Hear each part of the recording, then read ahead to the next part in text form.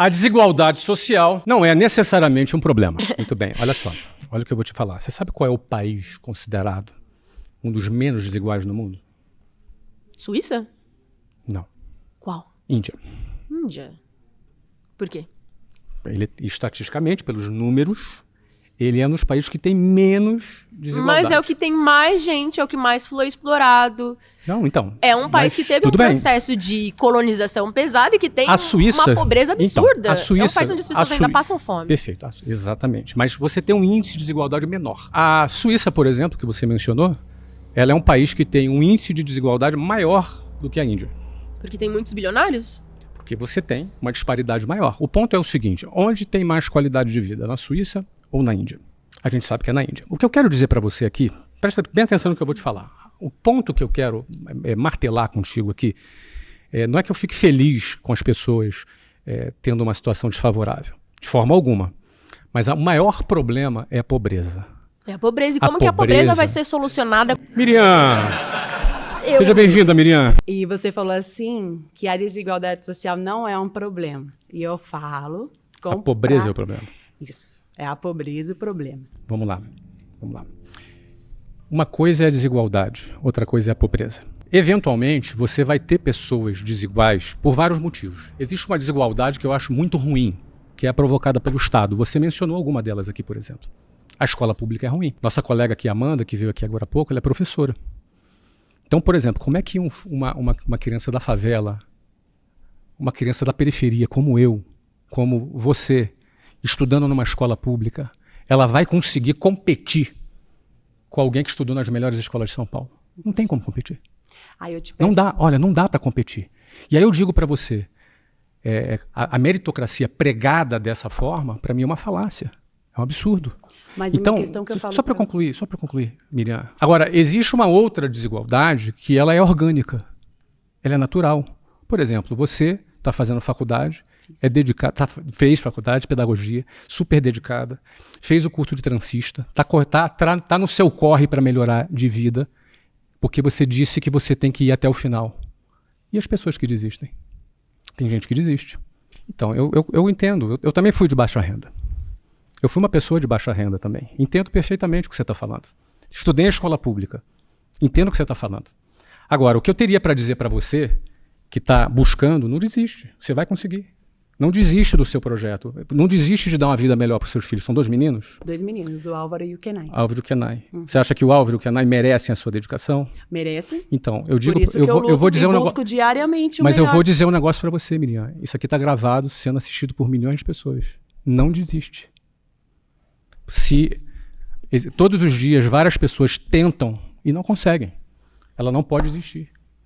Não espere que vai ser o Estado que vai resolver para você a sua vida. Não, eu não acho. Não espere. Porém, não espere. A gente vai poder passar pela mesma ponte. Eu penso o seguinte, minha querida. Quem ganha mais dinheiro pode pagar mais imposto, não tem problema. Agora, o que eu quero dizer para você é que se você continuar perseverando, você tem 29 anos. 29. Eu trocaria. Eu tenho 53. 53. Não parece. Obrigado. Você tem 29 anos, eu tenho 53 anos. Eu trocaria 100% do meu patrimônio para ter a sua idade. Eu pegaria tudo que eu tenho, que é bastante, e trocaria. Faz inveja não, por favor. Eu trocaria pela sua idade. Eu gostaria de ter 29 anos. Sabe por quê? Com o conhecimento que eu tenho, com o que eu aprendi ao longo da minha vida, tudo que eu aprendi no meu trabalho, nos meus negócios, eu faria tudo de novo. Ainda teria a juventude que você tem. Você tem algo que eu não tenho mais, eu não tenho mais a sua juventude. Você entende? Eu daria os meus bilhões pelos seus 29 anos. Infelizmente, isso não é possível. Agora, uma coisa é possível, Miriam, uma coisa é possível. É possível você aprender algumas ferramentas e com o conhecimento que você tem, você melhorar de vida. Não sei se você vai ser bilionária, se você vai ser milionária, mas melhorar de vida. A minha avó, ela foi lavadeira. Ela criou minha mãe e meus 2 tios lavando roupa. Abandonada pelo seu marido. Ela abandonada pelo seu marido, ela lavando roupa criou meu pai, criou minha mãe e os meus 2 tios. Então eu entendo perfeitamente a sua realidade.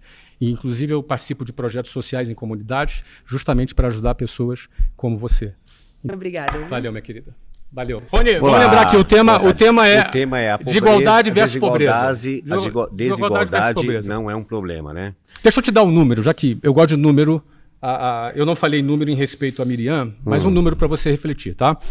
No início do século XIX, nós tínhamos cerca de 80% a 90% da população mundial vivendo em extrema pobreza.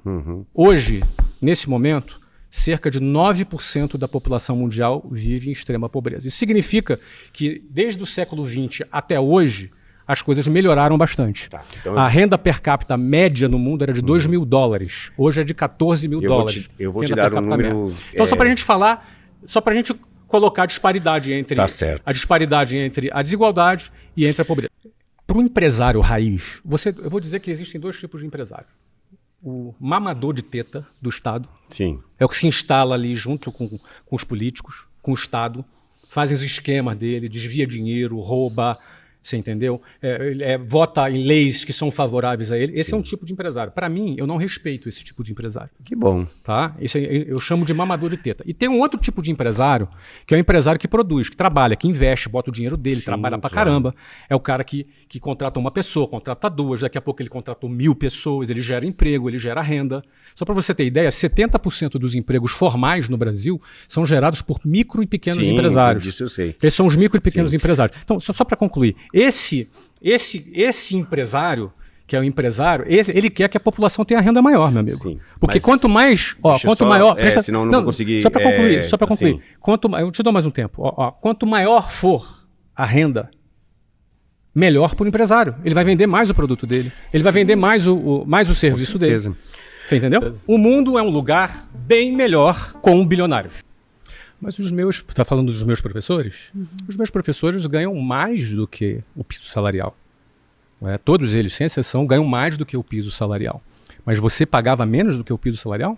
Não, normal. Mas você acha que é possível ser bilionário se não for assim, com CLT, com piso salarial, lucrando em cima desse serviço? Claro, com certeza. Todo empresário, quando cria o seu negócio, se ele não tiver uma remuneração atrativa, principalmente para as pessoas que ele quer atrair, ele vai perder os principais talentos. Então, uma das formas de você atrair os melhores talentos é remunerando melhor. Agora, é óbvio, né? Eu não estou aqui para falar em nome dos empresários brasileiros. Eu falo aqui pela minha prática. Todos os meus funcionários recebem mais do que o piso salarial. Então, o mundo com mais milionários não vai precisar de muito mais pessoas ganhando 4 dígitos? O número com mais bilionários? Para ter mais bilionários. Tá, eu imagino que você me faz essa pergunta presumindo de que a riqueza seja um recurso finito.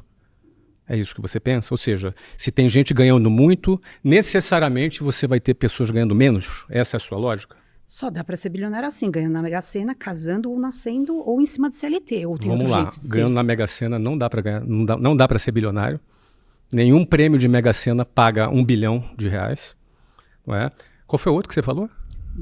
Casando ou nascendo. Casando dá. Se você casar com um bilionário, você automaticamente vai ser bilionário. Mas eu comecei, isso aí não é uma verdade, porque eu comecei do zero, eu sou uma pessoa da periferia. Qual é a solução na tua visão? A solução, eu acho que passa por distribuição da riqueza. Porque, assim, por exemplo... Como é que seria essa distribuição? Aí acho que é com o Estado, né? Sim, mas como é que o Estado deveria fazer essa distribuição? Eu acho que ele tem que... taxação de imposto, taxação de grandes fortunas. Você acha que a taxação de grandes fortunas acabaria com a pobreza no Brasil? Eu não acho que acabaria com a pobreza, mas eu acho que reduziria muito o abismo social que existe entre uma pessoa muito rica e uma pessoa... Vamos lá. A presidente do Partido dos Trabalhadores, a Gleisi Hoffmann, apresentou um projeto para a taxação das grandes fortunas. Nesse projeto que ela apresentou, a previsão é de se gerar R$20 bilhões por ano em receitas oriundas da taxação das grandes fortunas. R$20 bilhões é equivalente à arrecadação que o Estado faz de impostos em apenas 2 dias. Então você acredita que taxar as grandes fortunas resolveria o problema? E note bem, eu não sou contra taxação dos mais ricos. Não sou contra. Tá? Aliás, eu sou até a favor. É que eu acho que não... Só que eu só quero te mostrar o número.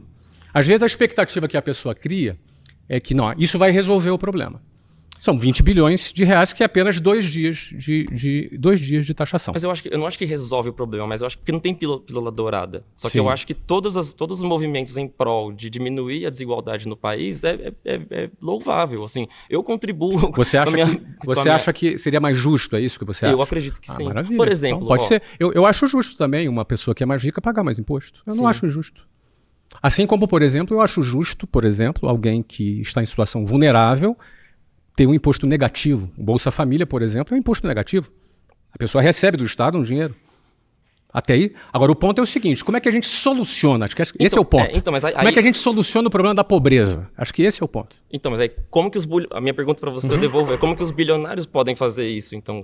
Não é papel de um bilionário. Um bilionário é um empresário, né? O empresário, ele desenvolve os seus produtos, desenvolve as suas empresas para que elas criem a função social, que é gerar lucro. A principal função social de uma empresa é o lucro. É através do lucro que vem investimento, através do lucro que você contrata mais pessoas, que você gera mais empregos, que você faz investimentos e melhora a sociedade. Não é? Então, esse é o papel de um empresário. Vamos lá. Você disse que tudo bem a pessoa ser rica. Sim. Qual é o limite? Quantos milhões? Vamos falar em números. Não sei. Qual é o número que você acha que é tudo bem? Eu acho que, assim, pra mim... Sim, mas tudo bem, não tem certo ou errado. Qualquer dinheiro a mais que eu tenho já é rico. Ótimo, mas não tem certo ou errado. Sim. Mas vamos tentar, só pra gente, na nossa conversa aqui, fazer de conta que não tem ninguém nos assistindo. Quantos milhões você acha que... Se a gente fizesse, por exemplo, o teto do bilhão. Tipo, chegou no bilhão, a gente não pode passar desse teto. Imagina quanto dinheiro, em vez da taxação. Tudo bem. Mas o que você acha que é moral? Você disse que você achou que o bilionário é imoral. O que é moral para você? Qual é o número? Moral é não ter gente passando fome. Mas aqui, eu entendo. Eu sinceramente, eu participo de muitos projetos sociais. Eu acho que existirem ainda pessoas passando fome é lamentável ainda em pleno 2025. Eu concordo com você. Mas eu estou buscando você para refletir comigo o que seria moral na sua visão. Quantos milhões de reais seria moral e a partir desse tantos milhões seria imoral? Eu penso que se a gente batesse 1 bilhão já seria imoral pra gente... Porque eu jogaria na minha cabeça de uma pessoa não economista, tá? Porque eu não sou economista. Não, tudo bem, claro. São aproximadamente 300 bilionários no Brasil, não é? Uma conta mais ou menos dessa. Não sei isso, bilionários brasileiros. Brasileiros, isso. Eu não sei se é exatamente esse número, mas é por aí. É mais ou menos isso, Se essas pessoas não acumulassem mais de 1 bilhão, se esse dinheiro fosse todo revertido para o governo, a gente poderia ter muito mais políticas públicas e políticas sociais. Ótimo, ok. Eu vou falar sobre o dinheiro revertido para o governo antes que o pessoal te demita, porque eu quero falar que esse assunto é muito bom. Esse assunto é muito, muito bacana, tá? Eu queria ainda bater no ponto da moralidade que você colocou. Você considerou imoral. O que seria moral? Qual seria o número? 10 milhões seria moral? 100 milhões seria moral? 1 bilhão já seria imoral? 1 bilhão para mim é extremamente imoral. Imoral. A gente foi para uma casinha que assim, ninguém consegue gastar isso nem na maior insanidade da vida, entendeu? No auge da loucura. Mas tem bilionário que quebra também. Mas é porque não soube administrar aqui. Acredito que não seja o seu caso como empresário bem-sucedido. Não é o meu caso. Não é o meu caso. Mas você soube fazer. Vocês têm dinheiro infinito. Não é infinito também. É infinito, uma máquina de dinheiro. Não, é muito dinheiro, eu sei, é muito dinheiro. É muito dinheiro. E quem sabe fazer, ele faz muito mais. Sim. Que esse é o ponto. Eu queria bater nessa questão da moralidade, porque quem é que decide o que é moral, o que não é moral? Qual é o número? Como é que a gente define esse ponto? Esse é o primeiro ponto. O segundo, é difícil a gente saber. Não tem como a gente ter alguém arbitrando, isso aqui é imoral, isso aqui é meu. Né? Até porque você pode dizer, olha, 10 milhões é ok, 11 milhões já é imoral, mas de repente outra pessoa acha que 10 milhões é imoral, que é muito dinheiro. Então a gente vai ter o quê? O Estado arbitrando sobre a nossa vida? Deixa agora, só para completar, desculpa, a questão do Estado.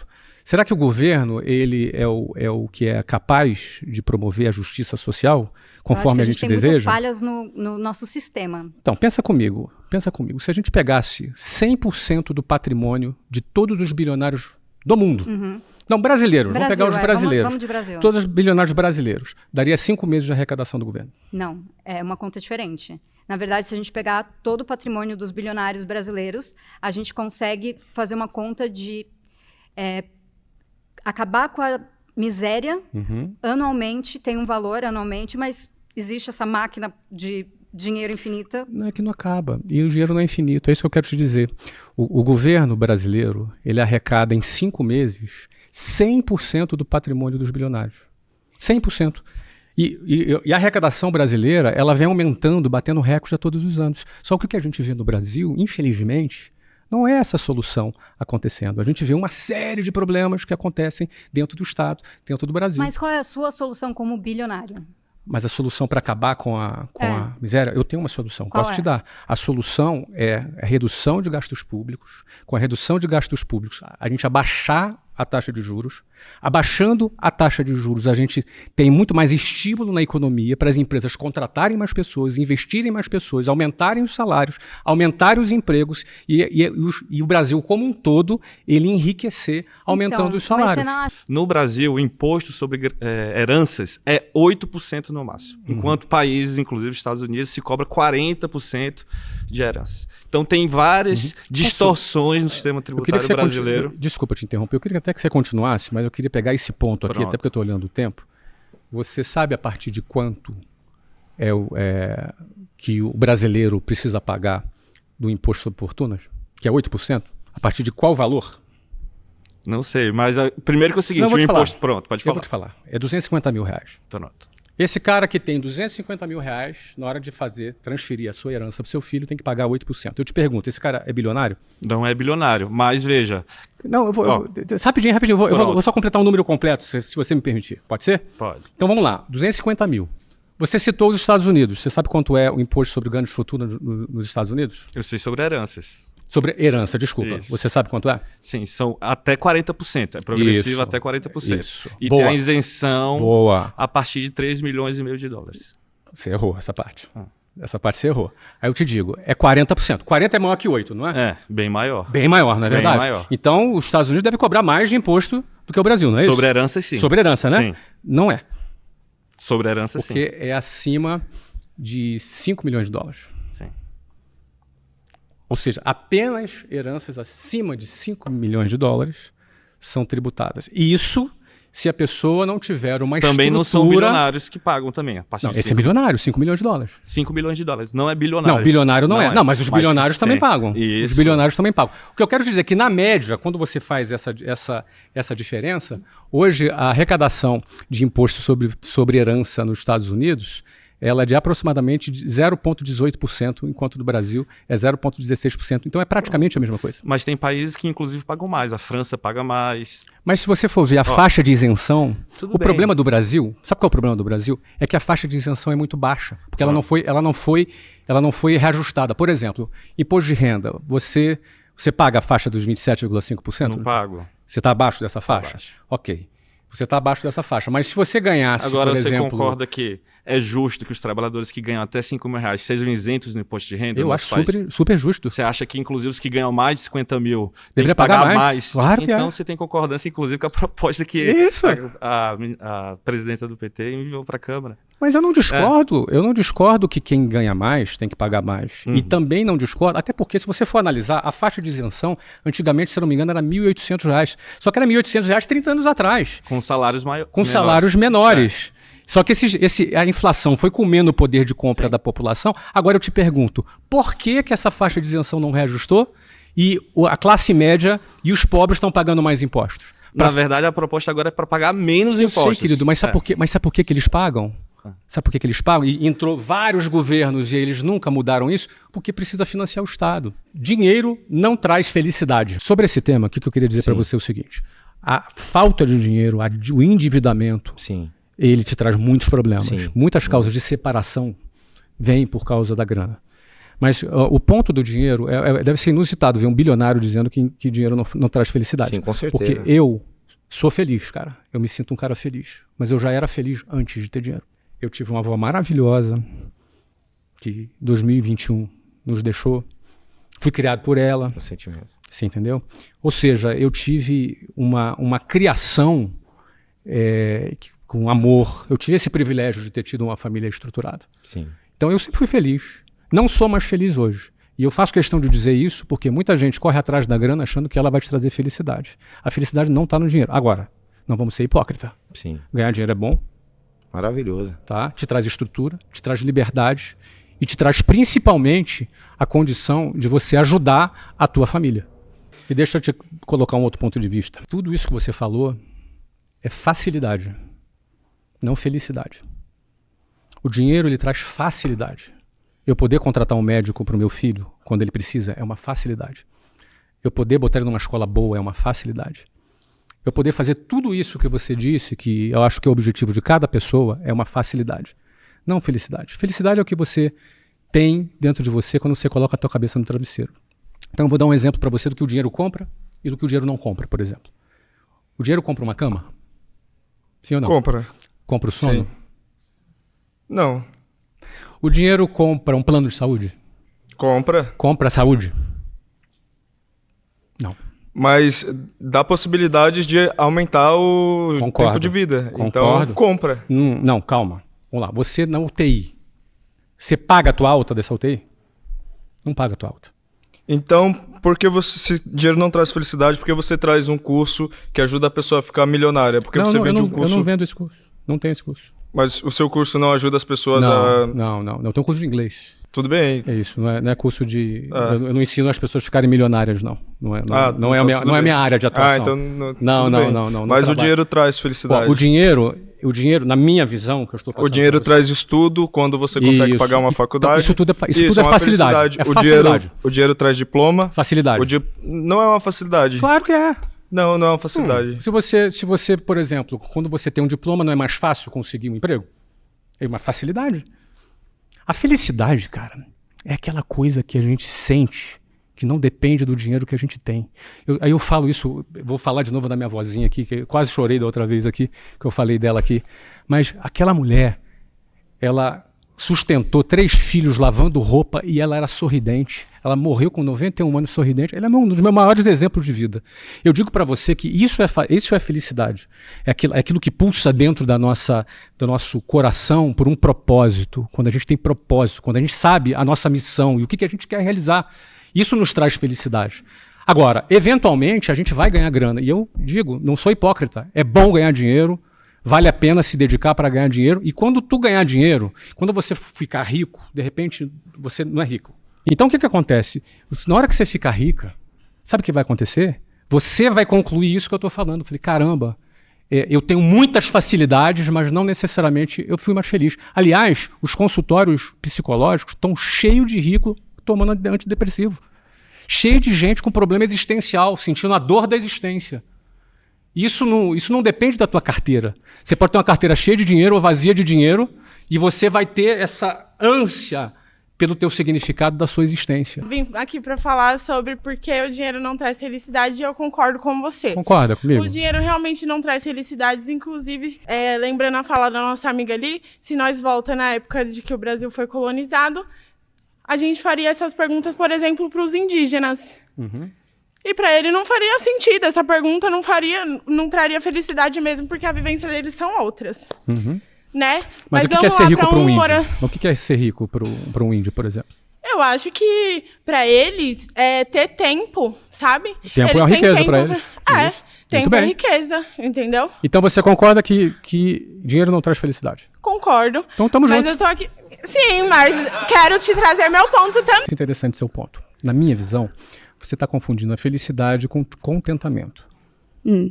Tá? Felicidade é uma coisa, contentamento é outra. Ou seja, contentamento é uma coisa pontual. Arrumei um emprego novo. Ai, fiquei contente. Uhum. A gente até fala, fiquei feliz. Mas, na verdade, esse feliz aqui, semanticamente, é o significado de contentamento. Você ficou contente. Uhum. Obviamente, várias pequenas coisas que vão acontecendo na nossa vida vão nos deixando contentes. Mas a felicidade é algo que está numa camada superior. Sim, acima mas do contentamento. Concordo entendeu? com você. Tanto é que eu acho, por exemplo, que é possível que uma pessoa camponesa que trabalha no campo seja, muitas vezes, muito mais feliz do que um bilionário. O sucesso é uma ciência exata que todo mundo pode aprender. Bom, eu sou professora de inglês também. Uau! Eu pago 27% de imposto e você concorda que todo professor devia ter isenção de imposto de renda também? Esse é o problema. Tá todo mundo buscando a sua isenção, concorda? Concordo. É o empresário buscando a sua isenção, é o professor buscando a sua isenção. Eu, sinceramente, acho que ninguém deveria ter isenção, nem o professor e nem o empresário. É verdade, deveria ser proporcional, certo? Porém, duas coisas. A primeira coisa que tem que acontecer, a faixa de isenção hoje está muito baixa. Então hoje quem é classe média, média baixa, Porque tem esse detalhe, o que é classe média hoje? Pois é, o que é classe média? O que o IBGE, exatamente, o que o IBGE diz que é a classe média, ele diz que até R$8.000 é classe média. Eu, sinceramente, se você for ver uma família com 2 filhos pagando escola para filho... Pois é. Então a classe média hoje... Agora, esse cara ainda paga 27,5% na fonte. E eu vou repetir, o dinheiro não é finito. A produção de riqueza, ela não é finita. Como as pessoas acham que ela é finita, isso é um erro. Elas acham que se alguém ganha muito, alguém vai ter que ganhar pouco. Então, não existe essa correlação entre ganhar pouco pela razão de que alguém ganha muito. Mas então, essa é só para a gente corrigir. Hoje no Brasil, a mobilidade social ela funciona da seguinte forma. Uma pessoa para sair da pobreza até a classe média, em média no Brasil, leva 9 gerações. É um absurdo, concorda? É um absurdo. É um absurdo. Leva 9 gerações. Então, eu estou falando que eu saí deste lugar ao lugar que eu estou... Numa única geração. Numa única geração e em poucos anos. Mas isso não foi algo fora da curva? Claro que foi. O ponto aqui é o seguinte. Nem todo mundo vai virar bilionário. Alguns vão virar milionário. É possível todo mundo melhorar de vida. Todo mundo. Nem todo mundo vai ser bilionário. Raríssimas pessoas vão ser bilionárias. Alguns vão ser milionários, mas todos podem melhorar de vida. Você quer ver um exemplo? Sim, através do estudo elas exatamente. Conseguem Desculpa te interromper. É só para a gente não deixar conceitos assim equivocados no ar, né?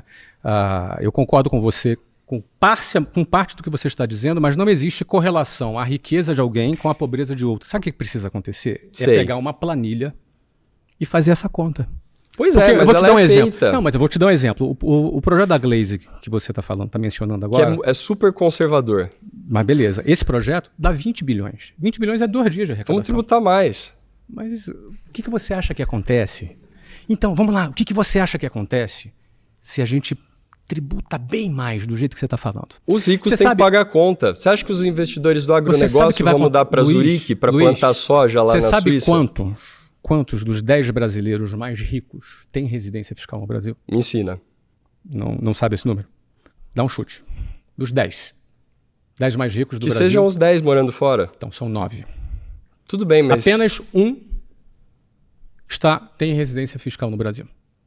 Você sabe quantas famílias milionárias... Deixa eu só te interromper. Não, só para concluir o raciocínio. Eu vou depois devolvo para você. Tá tranquilo, tá? E vai ser rápido. Sabe quantas famílias milionárias saíram do Brasil no ano passado? 800. O país não parou, diga-se de passagem. Mas não vai parar. Os ônibus continuam cheios mas o que acontece? E as fábricas continuam produzindo. Mas o que acontece quando 800 milionários saem do país? Tem menos evasão fiscal de quem sonega. Não, mas aí você está generalizando. Sim, não estatisticamente não generaliza. Eu não sonego imposto. Eu acredito em você. Isso, mas não é particular a discussão, por favor, eu sei, mas quando a gente generaliza o assunto, a nossa conversa não fica muito inteligente. Mas não é o Luiz e o Flávio, é um trabalhador e um bilionário. Eu preciso generalizar. Não. Quando você generaliza, você erra. A gente está falando aqui sobre as 800 famílias que saíram do Brasil no ano passado. O que acontece quando uma família milionária sai do Brasil? Ela para de empregar, ela para de aplicar o capital dela naquele país e passa a trabalhar, a produzir e aplicar o capital dela no capitalismo financeiro. Qual é o nosso tópico aqui? Que o sucesso é uma ciência exata que todos podem aprender. Não é. Não, esse aqui é o nosso Perfeito, tópico. Então argumenta, isso. Não é por quê? Não é porque a pessoa que trabalha, se esforça, é honesta, aprende isso desde cedo, ela não vai ficar necessariamente rica. Eu posso dividir o meu conhecimento com você aqui. Você gostaria? Você acha que você vai me ensinar a ser milionário? Olha, eu posso te ensinar a ser milionário. Eu não sei se realmente você vai conseguir atingir esse resultado. Eu não posso te garantir isso. Não é vendendo curso nem fazendo pirâmide. Pirâmide não, mas... Pirâmide não. Perfeito. Mas vendendo curso é uma possibilidade. Então, mas eu vendo, por exemplo, curso de inglês há 30 anos. Muito bom, mas não foi isso que te deixou rico, eventualmente? Foi. Não foi vender para uma empresa maior que tinha uma projeção de capital especulativo? Não, eu já tinha mais de 80 milhões de lucro por ano quando eu vendi para... Quem deposita sua esperança no Estado termina sua vida pobre e frustrado. Essa é a sua esperança. E a minha frase é justamente essa, que quem tem essa esperança termina pobre e frustrado. Mas então... Eu vou dizer um negócio para você, Juliano, do fundo do meu coração. Eu tenho 53 anos, cara. O que a gente mais vê é corrupção, é desvio de dinheiro. É sacanagem acontecendo em tudo quanto é lugar. Entra governo, sai governo. Entra orientação ideológica para um lado ou para o outro. Você consegue ser plenamente feliz sabendo que a gente está vivendo uma situação de desigualdade com pobreza? Só porque eu não tenho... A gente precisa entender o que é a responsabilidade individual de cada um de nós. Eu não posso carregar a culpa, como você fala, não é culpa. Das mazelas da humanidade. Mas eu não acredito que você seja culpado. Mas é o que eu estou te falando. Eu não posso carregar o peso das mazelas da humanidade.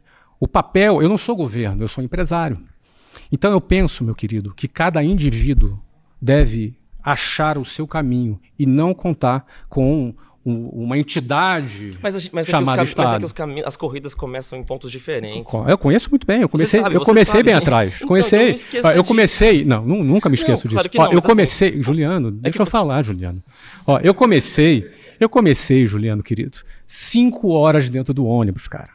Eu sei o que é isso. Eu sei o que é chegar em casa meia-noite para acordar 5 horas da manhã no outro dia. Eu sei o que é isso. Cara. E você sabe que você sozinho não consegue resolver o problema, que você falou isso para mim. Mas não foi o Estado que resolveu o meu problema. Não, mas você resolveu o seu problema. Eu vou te dizer mais. O Estado é o maior criador de desigualdade social do país.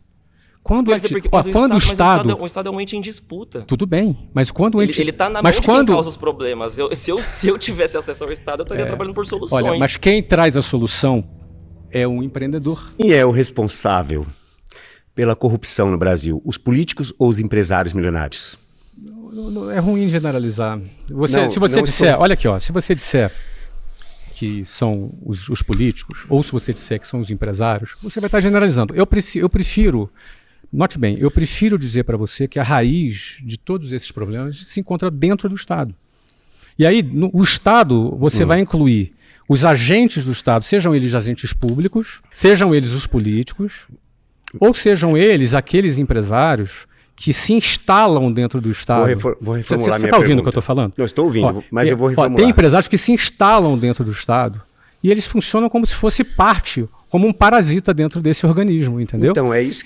Mas toma cuidado para não generalizar. Eu queria entender, então, se para você o Estado não faria o seu trabalho, qual é a sua solução prática para a gente conseguir resolver a desigualdade social? A desigualdade não vai ser resolvida nunca. Mas tem países que a gente tem menos desigualdade social do que outros. Sempre vai existir. A desigualdade, ela sempre vai existir. E se a gente falar sobre miséria? Isso é terrível. A gente tem que acabar com isso. É um absurdo. É um absurdo. Sobre miséria, eu vou dizer para você que no início do século XX, nós tínhamos cerca de 65% da população passando fome. 50 anos atrás, cerca de 35% da população passava fome. Uhum. Hoje nós estamos em 9% da população que tem desafios alimentares. Ainda é um absurdo. Se você pensa, mas como, por exemplo, existe fome no mundo ainda, se a gente produz tanta comida? Exatamente. A tecnologia avançou, a gente pode produzir... Porque a gente está fazendo as coisas erradas. Mas você sabe o que é o mais caro? Não é produzir a comida, é fazê-la chegar. Você pode ver que os lugares onde tem mais fome são os lugares que produzem mais internamente. Não necessariamente, não, ao contrário. A gente produz muito alimento internamente, mas o Brasil índice de fome grande ainda. É baixo no mundo. Agora a gente saiu do mapa da fome de novo, né? Mas a gente tinha entrado no governo passado. Não, é que esses números são tão fantasiosos que, Gabi, eu vou dizer um negócio. São dados. Eu sei, mas são dados. Se a gente entrar nisso aqui, a gente vai gastar o nosso tempo falando disso. Eu queria dizer para você o seguinte, que não basta produzir a comida, você tem que fazer ela chegar. Então, às vezes, em lugares onde você tem grandes ditaduras ou de grande lugar de corrupção, a comida não chega. Eu vou dar um exemplo para você. Quando teve aquela tragédia no Rio Grande do Sul, os empresários, inclusive eu participei desse movimento na época, a gente mandou um monte de doação. A maioria foi, não vou dizer que é a maioria, mas muito da doação que chegou foi desviada quando chegou lá. Porque a gente tem um sistema corrupto. Chega. Claro. Sim. Claro, ela não chega. Você sabe qual é a minha conclusão? O capitalismo é corrupto. Não é o capitalismo, é o ser humano. É o ser humano. Porque o capitalismo ele contribui para o sistema ser corrupto. O sistema é corrupto por conta do ser humano, enfim, claro, essa Gabi, dualidade. O capitalismo é um jogo de incentivos. Então, por exemplo, uma pessoa ela é incentivada a investir o dinheiro dela para ganhar um lucro, para ganhar um dinheiro em troca. Esse jogo de incentivos não é perfeito. Tem um monte de problema. Mas se não fosse esse jogo de incentivos, eu não teria saído da pobreza. Tudo bem, mas eu queria saber... Gabi, só ouve um pouquinho. Só ouve um pouquinho. Tá, pode falar. Só para você entrar na minha sintonia. Não é? Por que, por exemplo, do início do século XX até hoje, a renda per capita média aumentou 7 vezes? Por qual motivo? Por qual razão? Porque nós temos um modelo capitalista, com todos os seus problemas, ele multiplicou por 7 a quantidade de riqueza existente no mundo. Sim, mas a gente continua tendo pessoas passando fome sem... Infelizmente. Na minha visão, sabe qual é a solução? Não é da desigualdade. A gente tem que mirar, na minha visão, mirar a pobreza. A gente tem que acabar, exterminar a pobreza. Sim, eu você participo. acha que isso é suficiente? Olha, isso se cada um fizer, você pode ter certeza. Que não tem que fazer, eu tô falando você que pode ter certeza, é o que faça mesmo. Você pode ter certeza que se cada um fizer, a gente tem a capacidade de melhorar a vida das pessoas. Mas se cada um fizer você acredita, por exemplo, em organizações não governamentais? Acredito. Que atuam dentro de comunidades? Em algumas, sim. Sim, tem umas que são falcatruas. As que são sérias, você acredita? É isso que eu tô falando, também acredito. Você entendeu? Porque, infelizmente, quando o dinheiro vai para o Estado... Mas é que eu acho que as esse é o ponto. elas não são necessariamente... Elas tapam buracos, então, entendeu? Mas quando o dinheiro vai para o Estado, não necessariamente ele vai chegar lá na ponta. Esse é o problema. Uma das principais causas de desigualdade se chama Previdência Social. Para pensar que por mais que você trabalhe e se esforce, e junte dinheiro, e faça o que for ao longo da tua vida para ter uma vida melhor, no final das contas você vai depender do INSS. Você vai depender de uma pensão que vai ser uma mixaria e que no máximo vai ser de R$8.000, que é o topo, e a maioria não ganha nem uma fração desse dinheiro. E sem contar com o fato que é o seguinte, quantos anos você tem? 24. Me lembra teu nome? Rafaela. Rafaela. Então, 24, Rafa. Você deve se aposentar daqui a uns 40 anos, 50 anos, né? Você tem muito tempo. Só que o ponto é o seguinte, você sabia que você trabalha hoje? Estou desempregada. Está desempregada, mas você, quando estiver trabalhando, todo mês vai ser descontado de você um percentual do INSS. Esse dinheiro que vai ser descontado, que é obrigatório do seu salário, esse dinheiro não é uma poupança para quando você for se aposentar. Esse dinheiro já vai diretamente para pagar os aposentados atuais, os velhinhos que estão lá recebendo, justamente recebendo a sua aposentadoria. Ou seja, você trabalha para poder... Esse é o modelo que nós temos, modelo de compartilhamento. Tá bom? Nesse modelo, essa galera está recebendo daquilo que você está trabalhando hoje. Só que tem um ponto. Com o avanço da medicina, os nossos velhos estão vivendo cada vez mais. Isso é bom. Ou seja, eles demoram mais para morrer. Isso é bom. Nossos pais, nossos avós, daqui a pouco eu, não é? A gente está vivendo mais. Isso é um ponto positivo. Só que isso é mais tempo as pessoas recebendo o benefício do INSS. Só que, por outro lado, a população brasileira, ela não está mais na pirâmide etária. Daqui a pouco o nosso professor de geografia vai nos ajudar com isso aqui, né? Nossa pirâmide etária está mudando.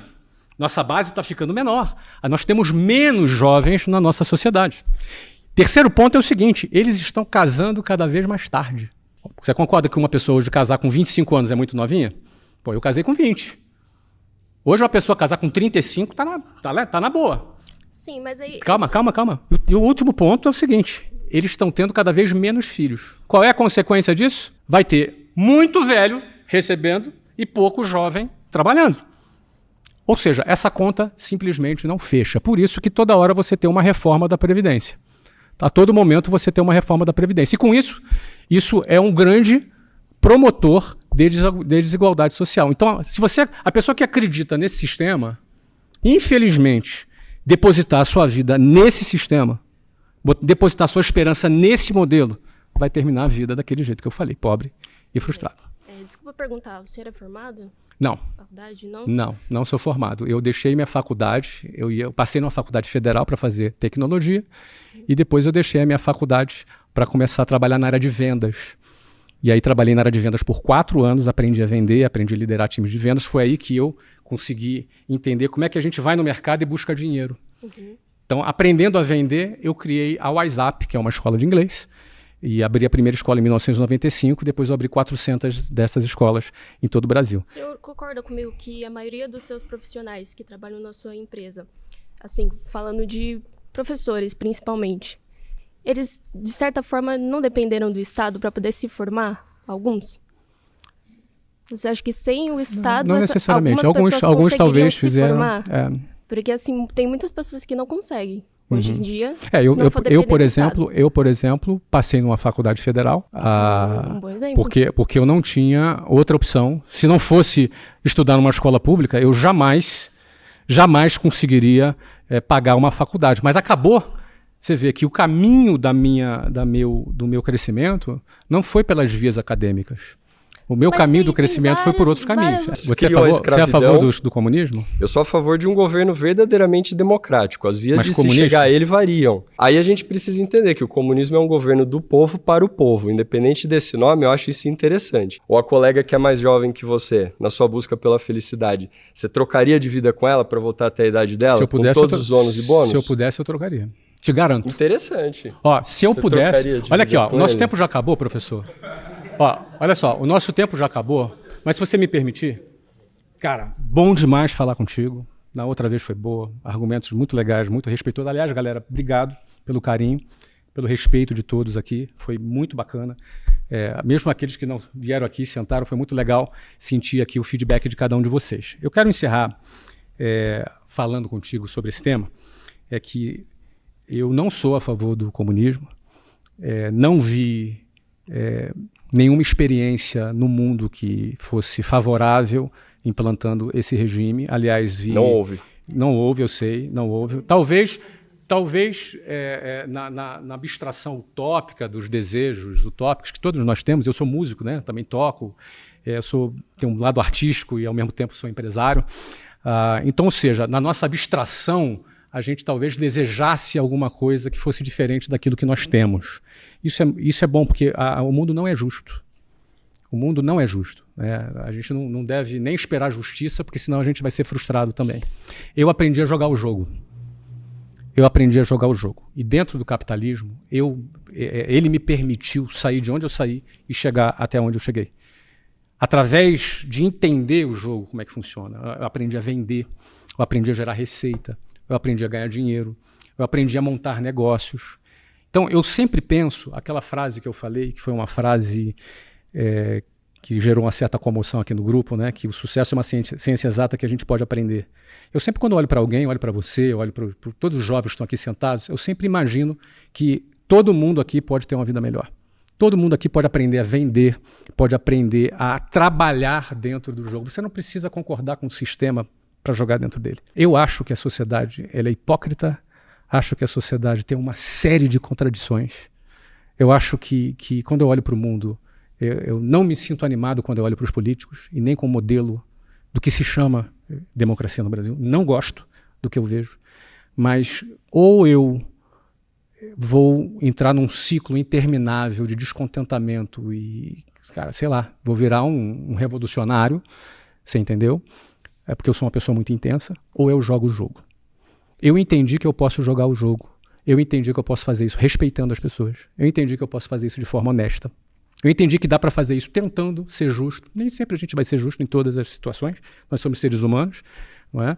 Mas buscando criar uma regra que seja jogada por todos e que beneficie a maior parte possível das pessoas. Eu, por exemplo, acredito piamente que a melhor forma de distribuir renda não é dividindo riqueza, é dividindo conhecimento. Eu entendo que o conhecimento gera renda. Vou te dar um exemplo. Tu é professor de geografia. Tu tem uma renda hoje gerada pelo conhecimento que você tem. Talvez se você não tivesse esse diploma e esse conhecimento que você tem, você não teria essa renda. Então, na realidade, o teu conhecimento te gerou uma renda. Grande ou pequena é outra discussão. Tá? Então, cada bloco de conhecimento pode nos trazer benefícios. Há 15 anos, eu gasto 2 a 3 horas por dia produzindo conteúdo para pessoas que querem aprender a vender, que querem aprender a se desenvolver. Eu, por exemplo, tenho 12 milhões de seguidores em todas as minhas redes na internet, produzindo conteúdo com a finalidade de ajudar a pessoa a entender como é que joga esse jogo. A pessoa não precisa fechar os olhos para as injustiças. Minha mensagem final, que fica aqui, que eu quero deixar marcado, é que tanto empresários quanto trabalhadores, cada um está saindo da sua casa para resolver a sua vida e levar uma vida melhor para a sua família. Cada um está fazendo esse papel. E o que nós vemos aqui é que o meu sonho utópico, eu também tenho sonhos utópicos. Meu sonho utópico é não existir um Estado que nos atrapalha. Meu sonho utópico é não existir um Estado que explora o trabalhador. Porque a lei, a CLT que existe hoje, ela desconta de você, ela faz uma série de descontos de você, ela desconta na tua fonte, ela te paga, ela sequer remunera a inflação sobre o seu FGTS. Tem um modelo que, na minha opinião, as pessoas recebem um valor. Por exemplo, uma pessoa que ganha 10 mil reais de salário, ela vai receber uns 6,5, 6.800. Só que ela custa para a empresa 20 mil, quase 20 mil reais. 19 mil e pouco. Meu sonho utópico era poder dar esse 19 mil e pouco para o empregado. Esse é meu sonho utópico. E que ele tivesse educação financeira para poder fazer o investimento do seu dinheiro e com o investimento do seu dinheiro, com a fração daquilo que ele contribui no INSS, ele fizesse uma poupança que no final da vida ele teria um salário bem maior do que ele teria no INSS e ainda aquela grana acumulada fica de herança para o filho dele. Ou seja, em vez de ficar dando dinheiro para o INSS, para uma estrutura de Estado que vai te sugar dinheiro, em vez de você ficar com dinheiro no teu fundo de garantia, que é uma grana que sequer reajusta a inflação, você está perdendo dinheiro com o teu FGTS depositado. Esse é o sistema que o Estado ofereceu. Eu, por exemplo, tenho milhares de funcionários CLT, porque eu sigo a regra do jogo, eu sigo todas as leis. Eu não sonego imposto, eu sigo todas as leis, eu pago todos os direitos trabalhistas. Só que este modelo é um dos maiores criadores de desigualdade social, que é aquilo que a gente tanto gostaria de ver diminuindo no Brasil, no mundo como um todo. Não é alguma coisa que você vai tirar para sempre, mas a pobreza é a nossa obrigação moral de acabar com ela.